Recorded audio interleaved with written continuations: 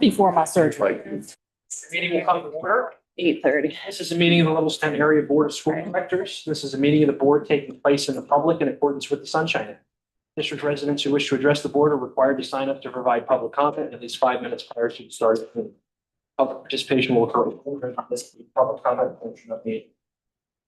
Interruptions, outbursts, or other disruptive content time will not be tolerated. By attending or commenting publicly in this meeting, or consenting to the district's recording, retention, and future viewing of this meeting. This meeting is also being live streamed as convenience to the public. If the event or live stream fails or cannot be transmitted for any reason, the in-person meeting will continue without interruption. Mr. Schobaker, would you please call? Barry Brenneman, Here. Ally McCall, Here. Lovell, Here. Amy Ewan, Here. Al Ressler, Here. Wayne Sullivan, Stephen Yerger, Here. Anna Ballas, Here. Danielle Brenneman. Here. She's here via Zoom. Please stand for the pledge of allegiance and a moment of silence. Allegiance to the flag of the United States of America and to the republic for which it stands, one nation, under God, indivisible, with liberty and justice for all.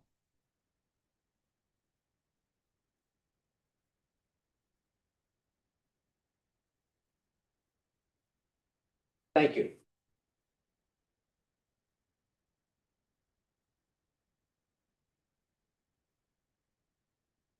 All right, this evening, we're excited to have with us our March 2026 Students of the Month. We will start at ACES. Our first and second grade, Shelby Lore, presented by Ms. Lippy.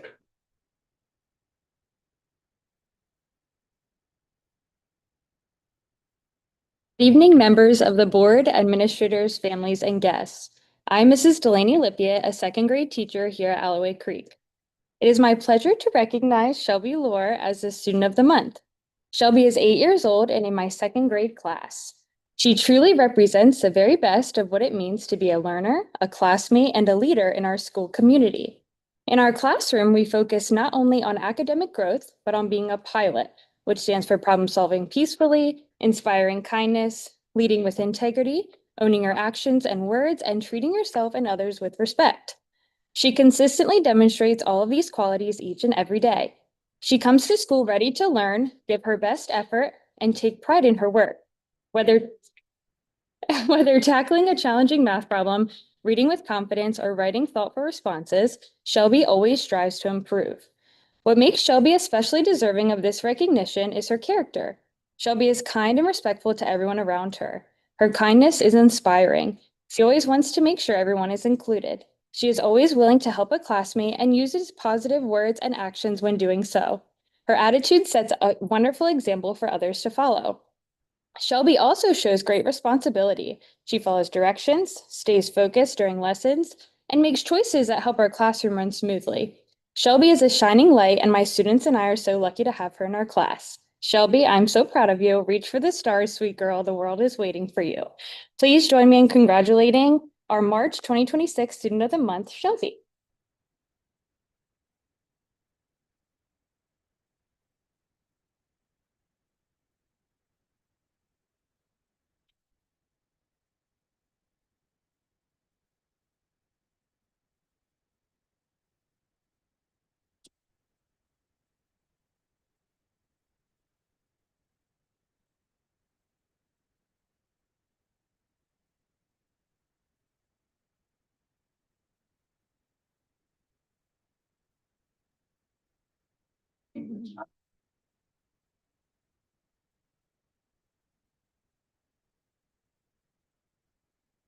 Our next Student of the Month from Alloway Creek is Olivia Hooper, presented by Ms. Allen and Ms. Thatcher.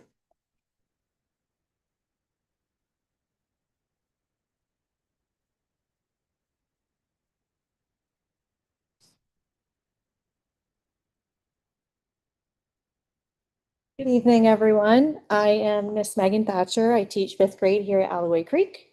And I'm Miss Allen, and I also teach fifth grade. I do reading. She does that other stuff.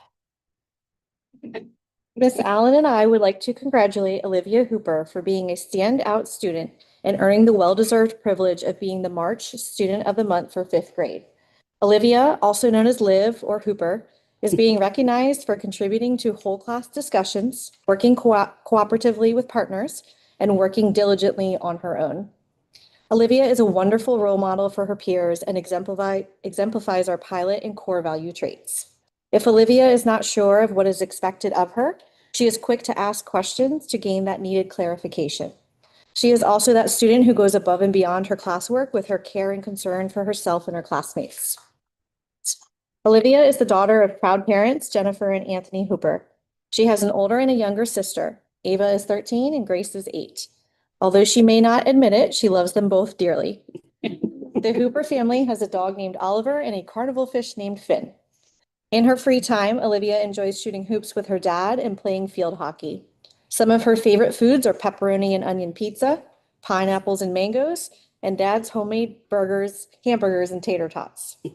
Some other things Olivia enjoys are playing basketball, field hockey, cheerleading, participating in the middle school play, and hip hop dancing. Much to Miss Allen's dismay, Olivia's favorite subject is math with me. Her favorite memory of Alloway Creek is the Great Pumpkin Race, the yummy popsicles, and the principals getting sprayed with silly string. We both have no doubt that Olivia will go far and achieve great things in her life. Olivia aspires to be a baker or an artist. Her goals for the future are eating healthier, improving her basketball skills, and trying skiing. When asked what she is most proud of herself for, Olivia said, earning Student of the Month. When asked if you could ask your future self one question, what would it be? Her reply was, I would like to know if I ever tried skiing. She would also like to ask herself if she had been eating healthy. Congratulations, Olivia, on earning Student of the Month. Miss Allen and I will certainly miss you next year, but we know you will rock middle school.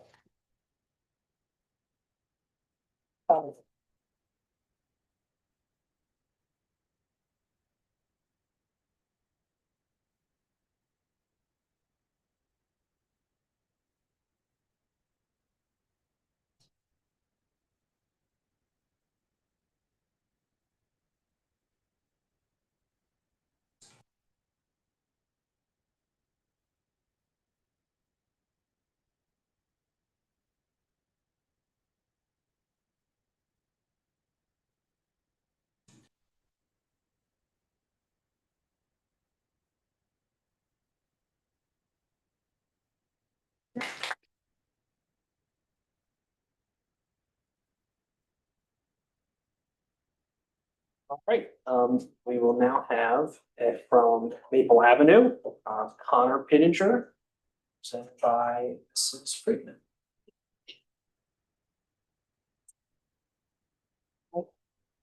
I am proud to recognize Connor Pittenger as our 8th grade Student of the Month. Connor is someone that we can rely on. He comes to school prepared, does what's asked of him, and consistently puts in effort to do his best. Connor also stands out for how he treats others. He's quick to help when someone needs it and does so without being asked. That kind of awareness and willingness to step in makes a difference in our classrooms. On top of that, Connor keeps up strong grades while also being involved in team sports. Balancing both shows his time management and commitment. Connor is a solid, dependable student with a positive presence in our school, and we're glad to recognize him tonight. Congratulations, Connor.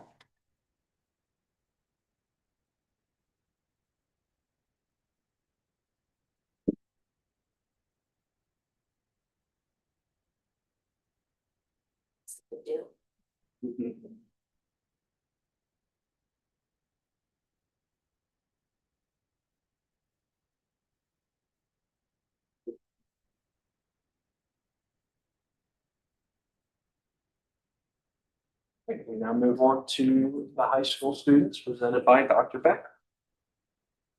Libby, if you'd like to comment. So I'm happy to recognize Libby Brown as our first outstanding senior student this month. Libby exemplifies the qualities of an academic excellence, leadership, and commitment to both school and community. Libby maintains a rigorous academic schedule that includes English Composition 2, statistics, and participation in the Allied Health program at ACTE, demonstrating her dedication to preparing for a future in the medical field. Her strong work ethic and commitment to learning have earned her recognition, including the PHSFCA, that's a field hockey related thing, I had to look it up, 2025 Individual GPA Award.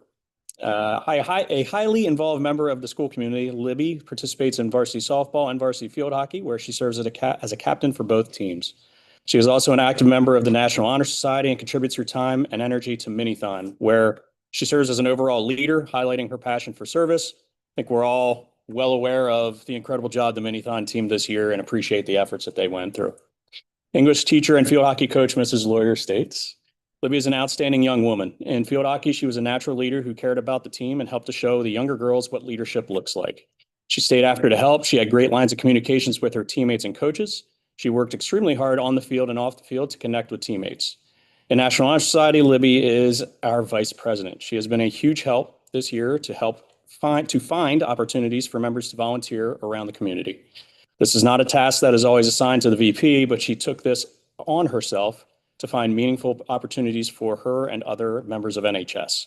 She's a dedicated and thoughtful student and leader, and I can't wait to see her crush it at York. Libby's leadership extends beyond participation as she holds the position of vice president, as we just said, of that National Honor Society. Outside of school, she continues to excel as a member of the Panthers Select 18U Gold Club softball team, demonstrating her dedication and talents in athletics. Mr. Peckard added, during her freshman and sophomore years, Libby did a fantastic job as our class president. She was a tremendous help for Mrs. Sudak and me when we did our fundraisers, whether it was selling items or delivering them or distributing them. Libby is an outstanding student in English class and has been an absolute joy to teach her for 3 years. She is funny, encouraging, and a good participant. I'm super proud of her. Her accomplishments also include qualifying for the FBLA state competition 3 times, further showcasing her well-rounded achievements in both academics and extracurricular activities. After graduation, Libby plans to attend York College of Pennsylvania, where she will major in medical imaging while continuing her softball career. Congratulations, Libby.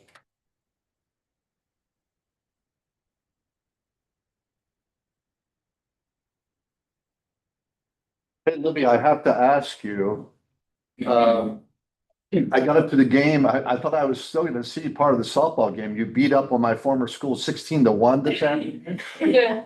I'm going to put in an order to high school for bullying on your part. It's okay, beat him up.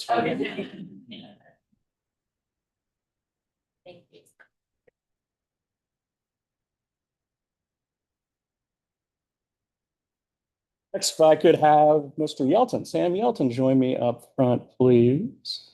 Thank you. Next, we recognize Sam Yelton as Student of the Month for his dedication to personal growth, service, and future aspirations in education.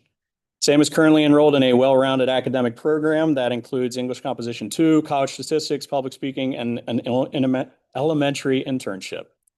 Through his internships experience, Sam is gaining valuable hands-on insight into the field of education. In addition to his coursework, Sam actively contributes to the school community by volunteering his time to assist with elementary gym and field days, as well as helping with preschool activities. He is also involved in the biology club, demonstrating a willingness to engage in academic enrichment beyond the classroom. Science teacher Mrs. Lyon wrote the following about Sam. Sam is a polite, intelligent young man. I enjoyed getting to know him in academic physics last year. He persevered through challenges with a calm and cool demeanor. I wish him all of the luck, the best of luck, with all of his post-secondary endeavors. Mr. Peckard adds, to start, Sam is well deserving of this recognition.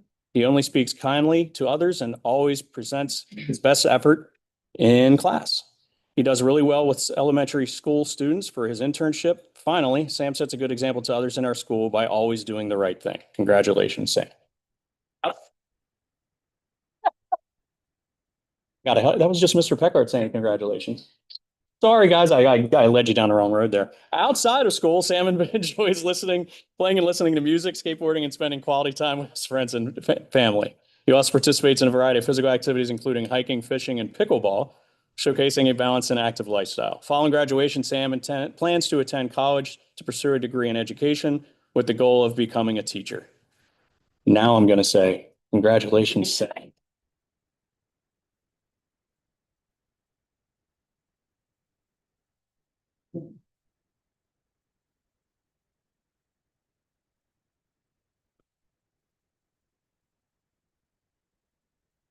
And where are you going to school?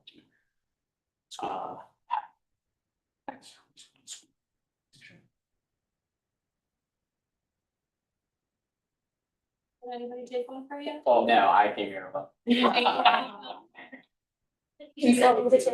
Yeah, sure. Oh, yeah.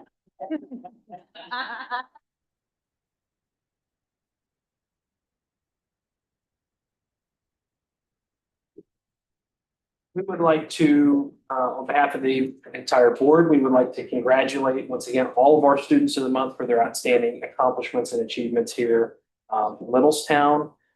To our middle schoolers and elementary schoolers, we can't wait to see what you continue to do throughout your academic career here. And to our seniors, we're so proud of everything you've accomplished during your time as Thunderbolts, and we can't wait to see what you guys do next. I'd also like to extend my appreciation to all of the teachers this evening that came to represent their respective students and give them their recognition. So let's give one more round of applause to all of you.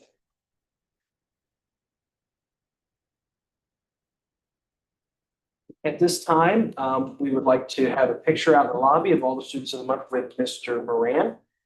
So if you, it's time you can go through that. And we thank you all for attending this evening.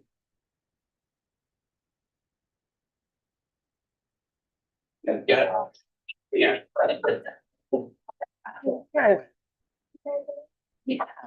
She does. Or she married off from like really dog. Crazy. Like girl, you didn't like it's like she's amazing. Oh man. Important moment. Yeah. Thank you so much. Two hugs in it.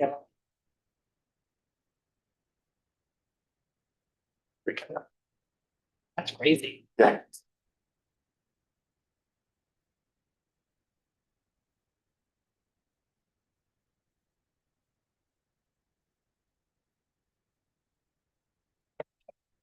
Just all the license to keep going.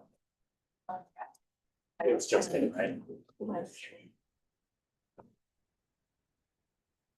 We now recognize members of the public who have signed up to provide comment stipulated in policy not approved. When your name is called, please approach the podium and state your name, confirm you are a resident or taxpayer in the district, and topic of discussion.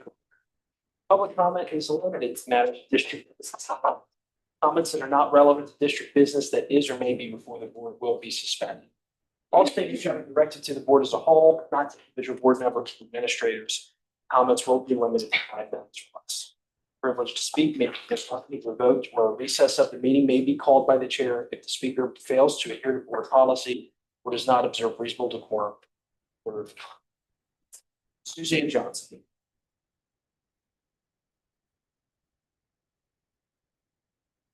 My name is Suzanne Johnson, and as a district parent and taxpayer, it is unacceptable that board leadership hasn't prioritized transparency and public deliberation of financial concerns. You canceled half of the finance committee meetings this year, and it's clear from last week, more discussion is needed about the administration's budget assumptions and the board's priorities. You must be solution-oriented. The business manager's vacation could have been accommodated without continuing to limit transparency by canceling meetings conveniently right before the board president faces an election for the State House. One solution would have been to discuss budget issues at the board work session to ensure more than 1 month to incorporate board and public feedback before the May 18th vote on the proposed final budget, instead of canceling meetings and continue to deny public comment. How can we have a reasonable understanding of the district's financial needs when the administration consistently estimates a significant deficit and requests a tax increase when planning the budget, and then after the final audit, surprise, there's actually a surplus that you transfer to capital reserves for expensive facility projects? It seems the administration's budget request provides worst case estimates, but we also need most likely estimates. According to the administration's proposed budget, even with a 3% tax increase, there would still be an estimated $2.9 million deficit. Contrary to what we've been told for years, this is not normal budgeting practices. Southwestern is discussing delaying projects due to an estimated $750,000 budget deficit. Only a quarter of ours, even though their budget is 2.5 times the size of Littlestown, a quarter of the deficit. This isn't normal, you guys. When the administration's proposal suggests some buildings I was pleased to see some building consolidation savings, the LPN and the library aid, but taxpayers were promised more savings from the consolidations, and we expected further operational efficiencies, especially in the district office. We've already asked our teachers to do more with less, in fact, way too much. Administration must do more with less. Again, you must be solution-oriented. How can the district do things more efficiently? What are realistic numbers of your true needs? We can't make decisions without that. You may continue to hope there will be a surplus in the end based on prior trends, but in which case a tax increase wouldn't even be needed. However, to account for this worst case scenario and ensure sufficient unassigned fund balance, a fiscally responsible option is for the board to approve transferring $500,000 out of capital reserves instead of asking the taxpayers to pay for it. If you don't need it, if there ends up being a surplus yet again, you can transfer things back in the fall if you really wanted to. Politics have corrupted this board, and school directors facing elections were disingenuous last year when voting for no tax increase after approving an increase the year before.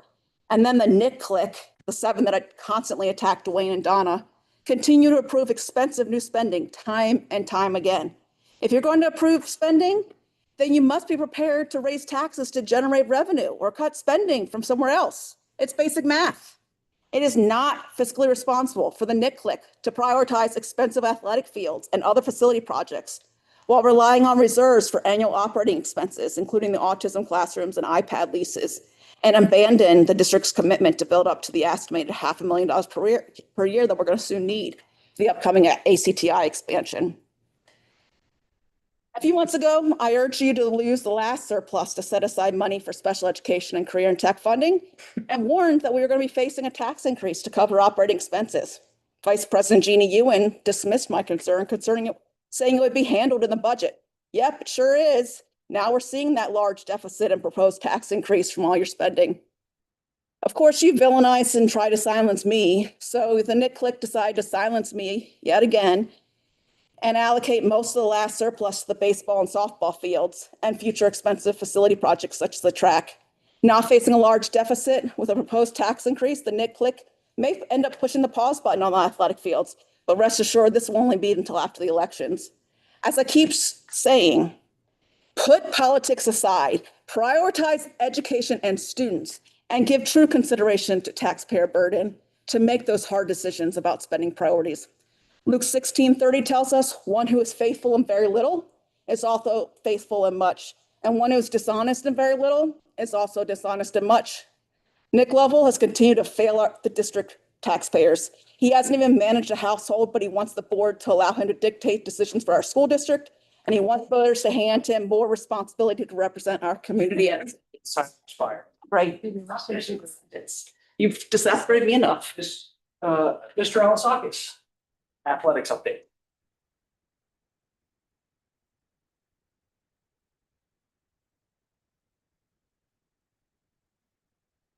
Good evening, board members and Superintendent Moyer. I'd like to provide a brief update on athletics. As shared last month, we continue to explore the potential addition of girls wrestling at Littlestown High School. On Wednesday, April 1, we hosted an open mat opportunity during which 12 of the 27 interested students attended to experience the sport for the first time. 2 additional students had planned to participate but were unable to attend due to prior family commitments. Following that session, I connected with Coach Polachuk and Coach Martin. And from my discussions with them, it's my understanding that the experience was very positive for the 12 girls that were there. And the participating students expressed strong interest in joining a team should Littlestown move forward with implementation for the 26-27 season. As we begin planning for 26-27 school year, we will continue to evaluate participation numbers, program needs, and associated costs to ensure that any decision is thoughtful, sustainable, and aligned with the best interests of our student athletes and the district. Of course, I will keep the board informed as we gather additional information and determine next steps. Spring sports are well underway. Our student athletes continue to grow and learn from both their successes and their challenges. At the junior high and junior varsity levels, programs are effectively building foundational skills, and gain knowledge preparing student athletes for varsity competition. At the varsity level, our teams are working hard to not only achieve success in competition, but also to further develop important character traits such as grit, perseverance, resilience, and teamwork. These qualities have been especially evident with our varsity softball program. I'm pleased to report that the team currently holds, as of tonight, a 10-1 record. While remaining undefeated is always a goal, their lone loss provided a valuable learning experience. After falling behind by 9 runs, they were down by 9 in that game. The team battled back and ultimately narrowed the deficit to 4 runs. The final out came with runners on all the bases, and one hit in that clutch moment could have provided a different outcome. Needless to say, the lessons learned in that contest will undoubtedly benefit the team as we move into the league, district, and hopefully the PIAA state tournament. As we enter the final weeks of spring season, we are grateful for improved weather conditions and look forward for a competitive, successful finish. Thank you. Are there any questions? Questions for Mr. Alasakis? I have a statement. Yes. So as you can see, our baseball field is usually underwater. So I had offered to do the mound before I realized the project would be a lot of money, but I officially would like to offer again to redo the field, the inside. I'd like to, the mound, bring in the dirt, make sure the water has a good, I guess. Drainage, yeah. Yeah. So I'd like to offer that again.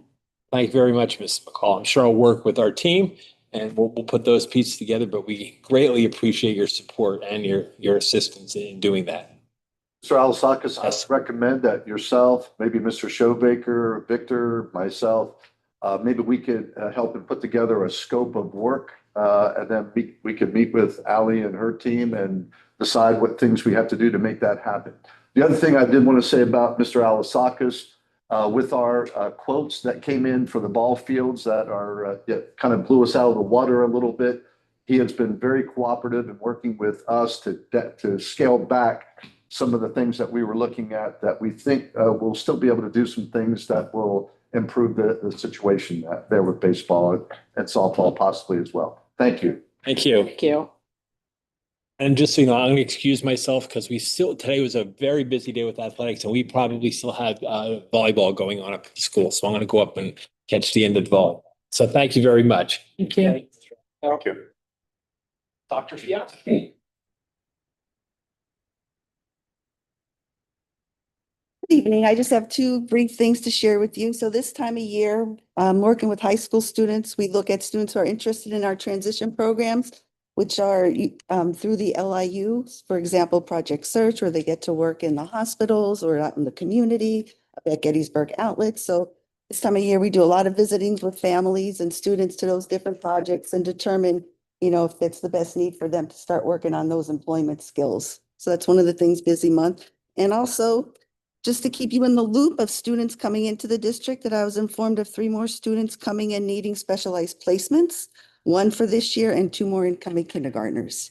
So busy working with all our incoming students. That's all I have to share tonight. Any questions?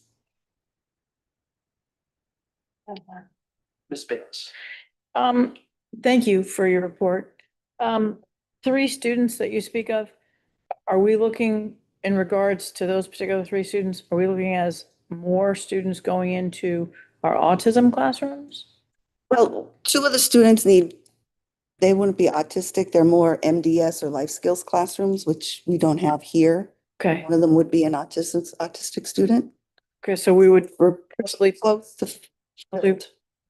Okay, would we possibly put that student in one of our autism classes? If we have room, And if we don't? have to look somewhere. Okay, all right, thank you. Any other questions? I have a quick question, just out of curiosity.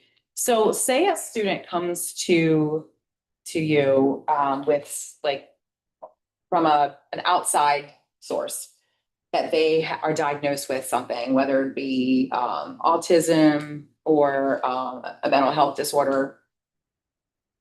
And I'm wondering how it works with the school, do you guys try to go, like, whenever you get a diagnosis? I know you can't tell me everything but I feel like we have a lot of mental health workers or mental health professionals here in our district.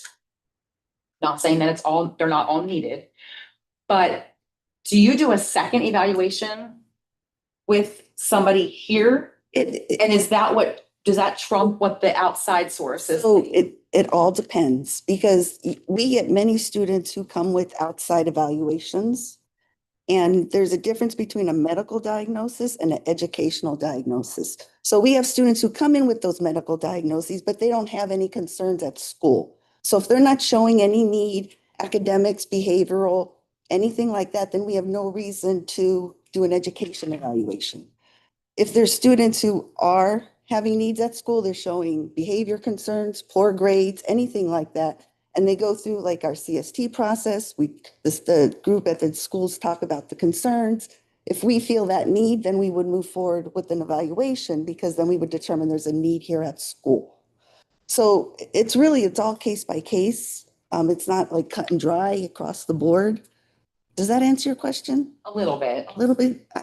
I think. The next one I have is, I'm seeing like even like a lot of the area schools, there's a lot of children coming in that are being diagnosed or labeled as autistic. Mhm. Has something changed that you know of in the doctor's offices? Like, it almost seems like every child that maybe, I don't know, that comes through a doctor's office, are they doing some kind of testing? And so that's why we're seeing an uptick in I the think there's cases? more access, more availability for parents to find the concerns of their families. But then again, they can come to us with those diagnoses. And if we don't see a concern, then they're doing well. We just would not have to do any specialized supports. Okay. So that's a hard question to answer. So the two new kindergarten students that are coming in this fall,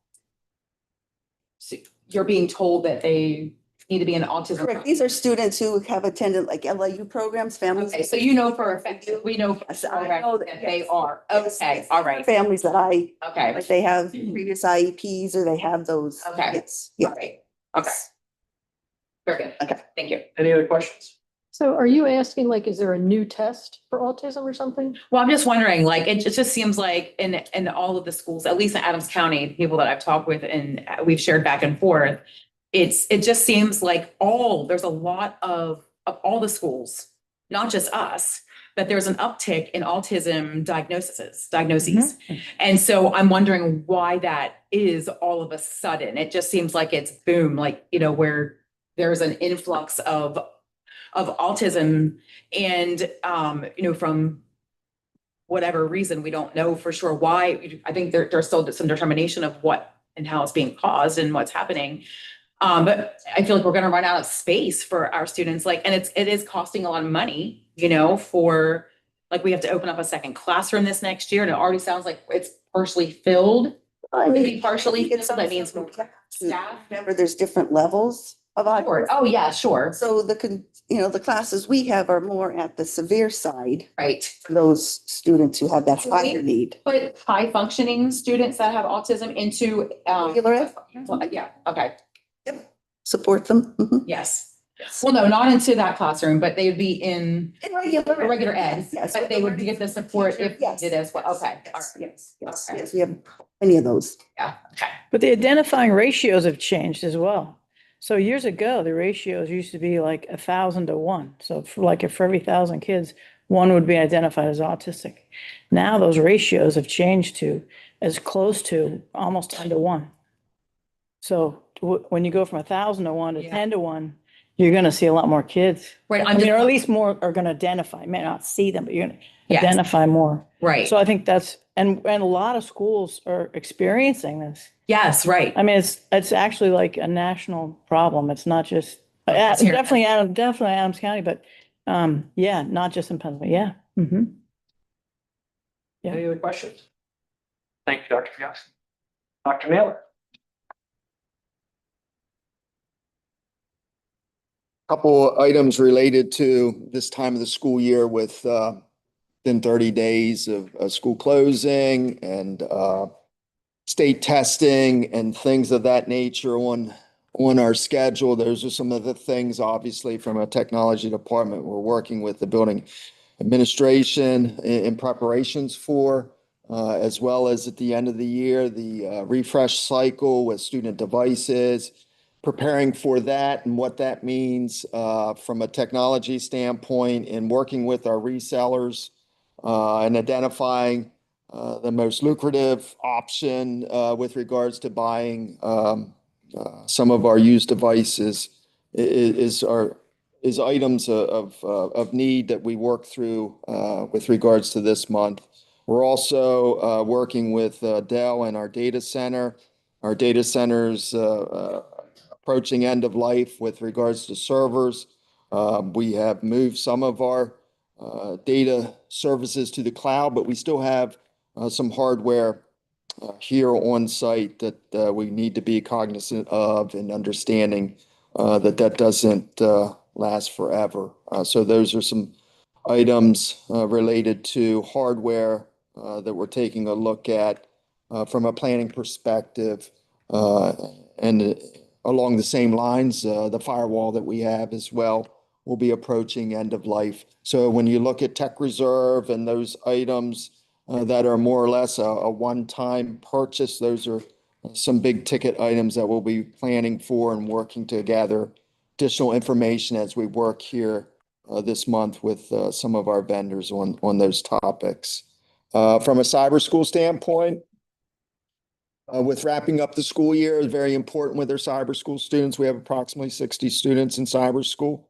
Our Thunderbolt Cyber Academy, so we'll be working to make contact with those students about next year and working through tentative scheduling with those students and putting together a tentative schedule for each student before the end of this school year, and so that they know what they're scheduled for and prepared for the upcoming school year. That concludes my report. Any questions? I have one. Ms. Bayless? Thank you for your report, by the way, thank you. Are we, when we're going through our own students for our Thunderbolt Academy, are we just reconfirming, just kind of as a safety precaution, that their residents?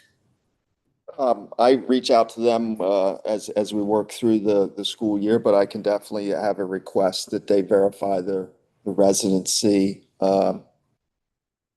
and make sure that they provide the same documentation we're asking of our cyber charter families. We can definitely work that in the process. Just recently heard that that's kind of become a possible issue for a lot of charter schools. So I didn't know if we were doing it as a system situation. A lot of it helps out from our perspective. They have to come see me for their technology and things of that nature. So again, from a logistical standpoint, but that doesn't mean it can be, 5 miles from here, Right. and making that trip into the school and do some of those things from that perspective. We can definitely reach out and have them confirm their. Do we do it now as a kind of a practice, like once a year or maybe? No, it hasn't been something that I've implemented where I've asked them to bring in, Okay. Utility bills or anything like that. Well, good to know. Thank you. We could definitely start that as part of our process. Thank you. Good to know. Dr. Naylor, or possibly Dr. Merriman, is that a practice for our in-person students that we do? So no, and I believe what Ms. Bayless is referring to is the new law that went into effect with the residency requirement. So we had sent those letters out to all of our cyber and charter school kids to verify their addresses and also invite them back invite them in to learn about our TCA. I do want to be careful because we don't ask our face-to-face kids to give us residency updates every year. So we do, like as they are transferring into TCA, sure, that's certainly something we can look at and even send them some letters and updates, but yeah. I wouldn't expect us to do it for face-to-face kids, but I was just thinking more on the lines of our cyber charter kids. Thank you. They're not cyber charter, but they're students of the district taking our cyber school. Yes. It's not like they're going to an outside cyber charter that's billing us Mhm. a high amount of money that we're having to then pay out. Yeah, the last thing I want to do is upset that family and have them sign up for a cyber charter. That's more expensive. So, I mean, you know, I'm in contact with them, but again, like I said, I mean, we do a weekly check-in with our students and things of that nature, whether that's email or a phone call with them based on the need of that student and family. But definitely we can continue to emphasize, we need to ensure that you're Little Sun Thunderbolt, and you know, that's something that we need to recognize as a cyber school student. That's just an ask of us to help us out. Thank you. Any other questions? Thank you, Dr. Dr. Berrigan. Good evening. So I continue to do walkthroughs as I do throughout the year. I just finished up all of the third quarter formal observations of our new teachers and non-tenured teachers in the district. Continuing to go through classrooms, especially the ELA at the elementary with the pilot. Mr. Moran, Mr. Kochenauer, and I got out this morning. It was really good to see the two pilots that we're looking at in action. And I, without trying to disrupt the lesson that was going on, crouched down and talked to a couple of the kids, and here's a couple of things they told me today. I'm like, so what do you think? Regardless if they're in the Into Reading or the Wonders pilot, I'm like, so what do you think? Do you like it? You know, is it hard? Is it challenging? And the one kid, this made me chuckle. I'm like, do you mind if I say this tonight? He's like, no, I don't care. He goes, it's challenging, but it's perfect. I'm like, I like that. And then they're like, it makes me think. I like the stories. The one group was reading an expository text, and they talked about what their reading goal was for the day, what their essential question was, what they were going to be focusing on, went through the vocabulary. So I said to the one student, because then they had to write, goes, it really does make us write too much. I'm like, well, that's okay. I'm like, we have to learn how to write. He goes, well, I really like the reading part though. It didn't matter if it was the Into or the Wonders again. They really like the stories. It's interesting. I heard challenging a lot. I'm like, so when you say challenging, is it too hard? Is it, no, it's just right.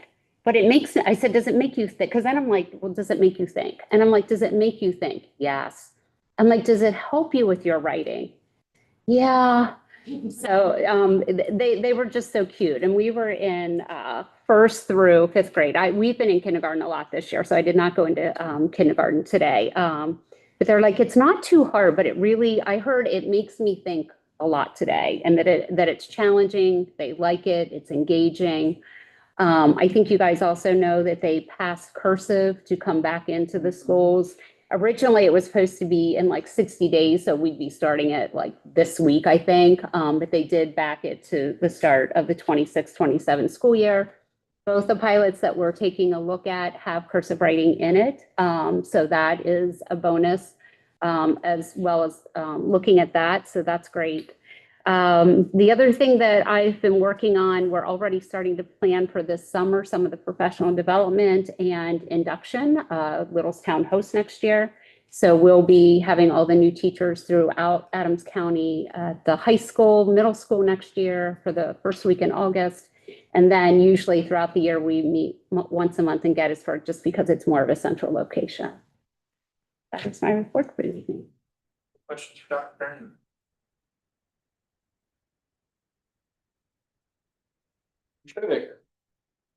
I don't have too much to report tonight, but as Dr. Moyer stated, we've been focused on the athletic project. We've had several meetings, including one today, about how we move forward with those higher than expected those bids. So look forward to something next month as some information we work through that. We're still working through the middle school, high school project. We're still working through the last parts of the punch list, some exterior work. So we expect to have Mr. Tunney here either May or June, pending when those get cleaned up. Other than that, that concludes our report. Questions for Mr. Shoemaker?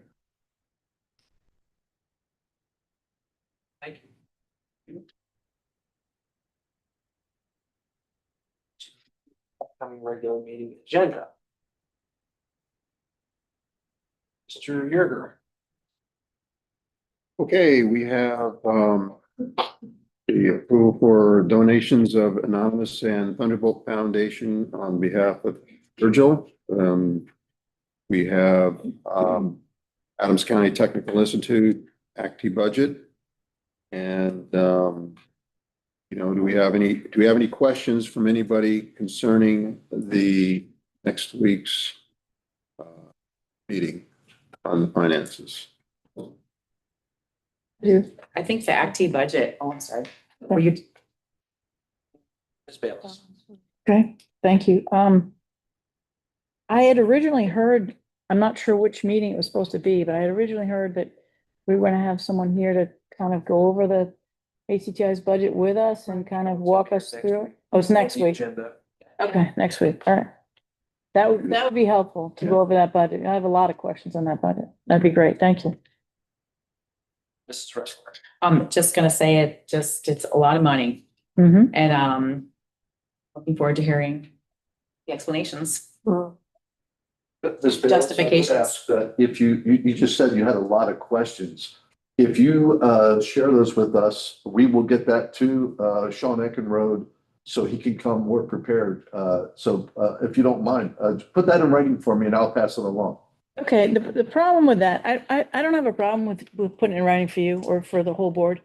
The problem with that is when I do that, the public doesn't get the opportunity to hear the questions of in regards to this, the budgetary questions and concerns. We'll have Mr. Eckenrode repeat the question and then the answer, Okay, if that helps. all right, yeah, I can do that. Thank you. Yeah. Or she can even ask them. Well, he can I answer think it. the point, I To be I prepared. hope the reason for your request was so that he can be Prepared when- prepared for your Yeah. questions, Yeah. but that you would still ask your Yes, questions. she can still ask your Okay. questions. all right. Yeah, we don't want to, Make sure that he has the answers if he's coming. yeah, because we don't want to lose time with not getting answers. Mhm. But yeah. Any other questions for?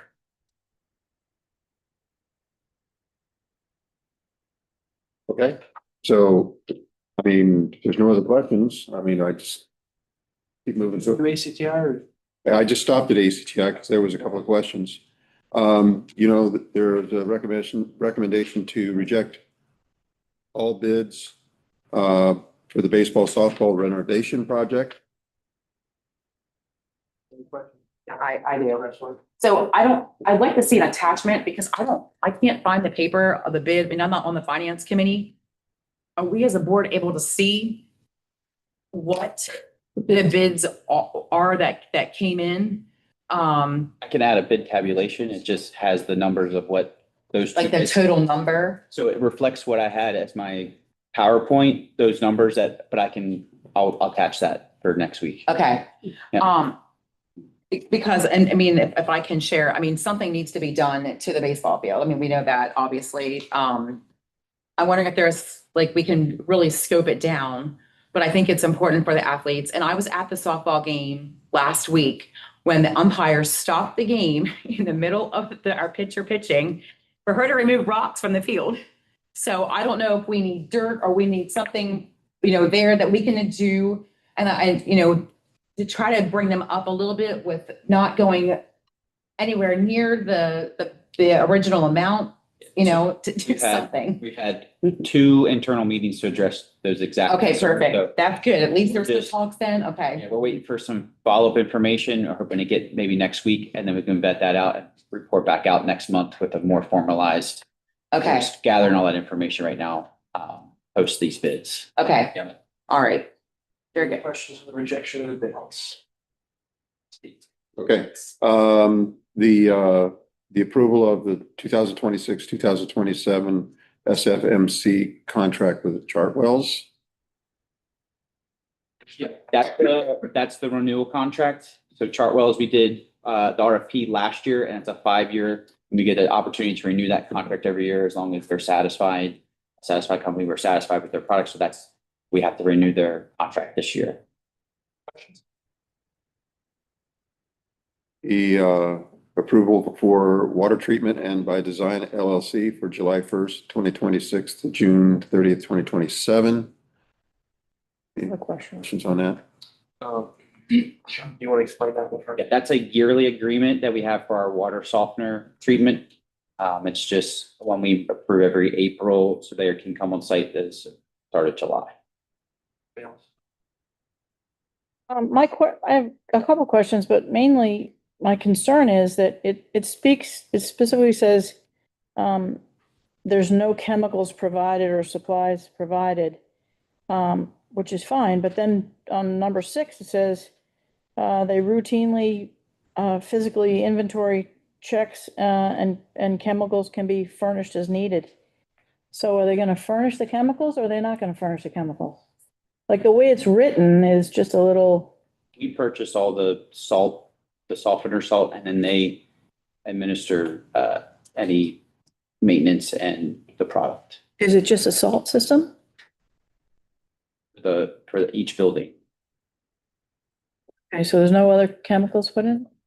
There's also a yacht that a contractor will come in to do services, and if the client is supposed to provide chemicals and the chemicals are not there, they have chemicals on their trucks to be able to do what they have to service in case it's not there. So they have that in there, but seems like all the stuff is there all the time anyway, so that Buy in would be a bulk. real issue.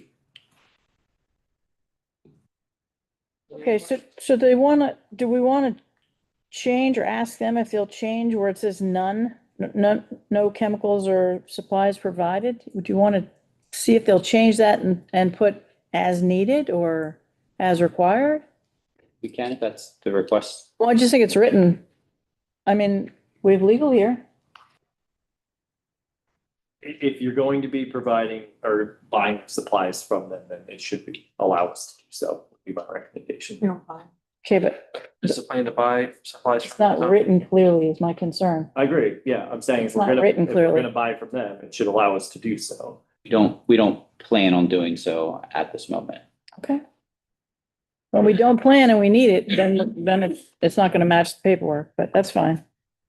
I think I heard the buy the supplies annually, correct, in bulk, so. Yeah. I'm assuming based on that, it'd probably be a low likelihood that we would not have the supplies on. You do it in July. I don't know the timing of the salt, but yeah, it would be after July 1 next year. Hey, the recommended approval of the following facility use requests.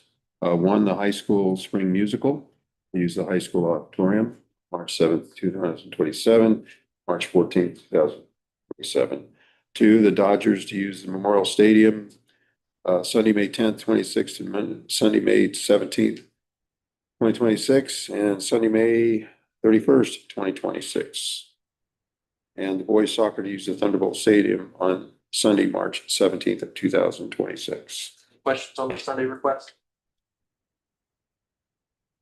There's payment of invoices there. Are there any questions? End of your report. End of report. Personnel, there are personnel items hired.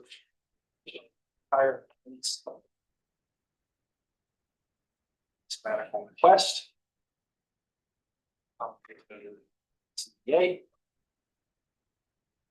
2 credit recovery coordinator scopes of work that were moved forward from the CCP. Their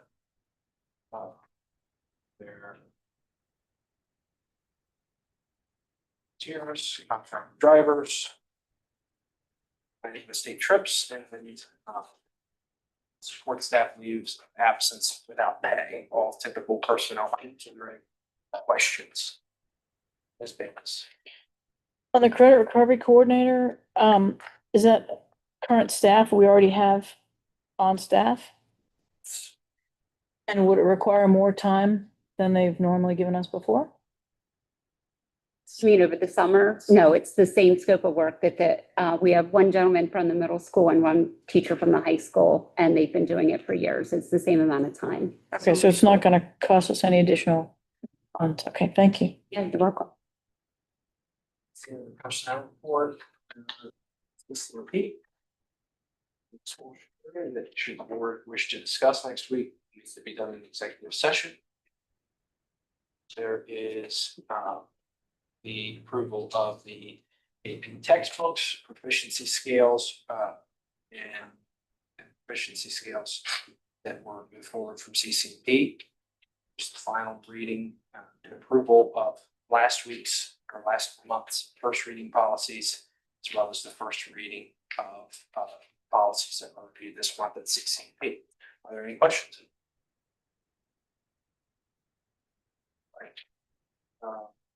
Tonight we have an action item to move forward, forward by the Finance Committee. Requesting special work session approval. The motion second, and then we'll discuss. Can I have a motion to approve the Maxim Healthcare Services for contracted nurse services for the remainder of the 2025-2026 school year? Moved, Steve Yurger. Motion before, do I have a second?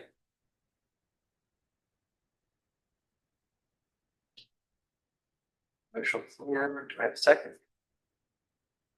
I'll make a second.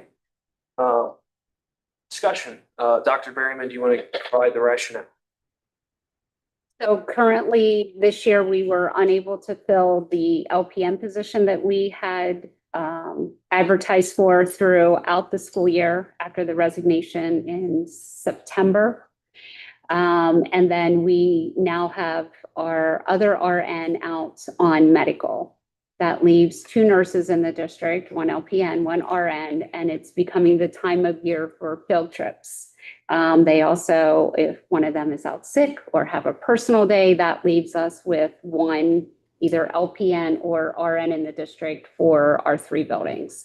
This is on an as-needed basis only. I know the cost per hour is high, but we are only billed for the hour that we would have them here. And it's, again, only on an as-needed basis.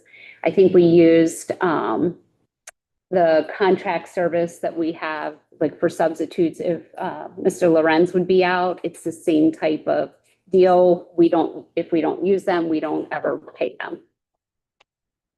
I would just add also, we really appreciate the board's consideration of this request to finish the school year. We got a little bit over 30 days left. We would only use this group as a last resort if we absolutely had to. I do want to give a big shout out to Danielle Brenneman, who has volunteered on occasion for us. That has really helped us out, given the circumstances that we have with the medical issues and whatnot. Next year, when we consolidate the middle school and the high school, I do think we're going to be in better shape in regards to providing nursing services. So this really is to get us through the remainder of the year, and we only will use this service if we absolutely have to. Appreciate the board increasing the hourly rate. We continue to advertise for that position and so on. We haven't had a whole lot of luck in that area. But I think this is a prudent move to get us through the last month or so of school. Thank you. Additional question? Yes. Mr. Yurger? Thank you. This is a 30-day request, so to speak, and it's is there a legal requirement that we have this service or a service to back up? It's a legal requirement that if we're having school, I need to have somebody who is a CSN available or an RN on campus. And so if Kim, our nurse at the high school, is out, it puts us in a predicament where we could not run school. So you're basically saying if you do not have a qualified personnel with nursing on the campus, you would not be able to open the school? There is that potential. I actually had reached out to Dave as well. Again, I can't say enough about how much Nurse Rummel and Nurse Costello have helped us out this year, because even on personal days, Kim, as the CSN, has been on call to make sure that we're not violating. Danielle has come in and volunteered her time, but if there are days that it's getting close, and we've tried to work with the IU as well, that, Dr. Moyer and I are wondering, if if all the ducks and stars don't align, that, we could potentially be going virtual for a day. You really don't want me in the nurse's office administering medications. That would not be. And a long time ago, when I was a middle school principal, I had to do that for a period. Dave did not hear that. Yeah. Strike that, everybody. No, Mr. Walker. Statute of limitations is over. Yeah, so, Mr. Yerger, to that point, it's a great question. Technically, the school code doesn't require them to shut down. And I did consult a few of my colleagues and check some, DOH and PDE requirements on this. But if you were to not have nursing services available during the day, there's a significant exposure to liability there. So this is a problem that needs to be solved. And after consulting with the administration, I had recommended exploring all outside contracting sources through the IU and otherwise to find some solutions so you don't have that exposure. And I think this is where we ended up with it. Any additional questions or discussion? Hearing none, all those in favor signify by saying aye. Aye. All opposed say no. Opposed. And okay. I'm not sure, Mr. Schobaker will. Do we have that recorded? Would like, yeah, we can do a roll call on that. Start. Mary Brenneman, Opposed. Ally McCall, Opposed. Jeannie Ewan, Yes. Al Ressler, Opposed. Stephen Yerger, Yes. Bayless, Opposed. Danielle Brenneman. Okay, skip over, and Nick Lovell. Yes. That is 4 no's and 3 yeses. Motion's not passed. I have a motion to adjourn. So moved. Steve Yerger? Second, Al Ressler. all in favor signify by saying aye. Aye. All